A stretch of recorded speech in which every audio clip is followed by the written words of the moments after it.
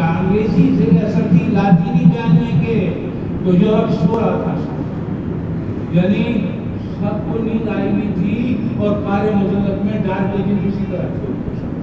اور ہم نے کیا کیا کہ 1822 سے جامع جہان میں نکلا اور اس کے اندر ایک فریم دیا ہوا، فریم انگریز کا اس کے کرے، اور آگے جا کر 1835 میں وہ مہر سب کر دی اس فریم میں.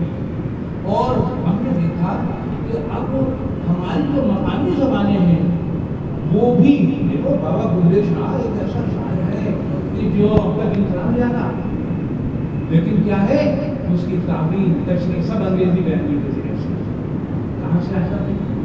تو اب مسئلہ یہاں یہ آ رہا ہے کہ ہم اپنے ماضی میں جو کتابیں دیکھتے تھے تو اس میں دیکھتے تھے کہ صاحب عربی فارسی کے اشعار ہوتے تھے تو ان کے ترجمے نہیں کیے جاتے تھے، انگریزی لکھے جاتے تھے. اب ہم نے دیکھا کہ صاحب انگریزی کا نہیں کیا جاتا، فارسی کا. تو اب ہماری جو تہذیبی نوعیت ہے وہ اس کی، اور یہ کام ان کے ہاں بھی ہے، ہمارے یوسفی صاحب کے ہاں.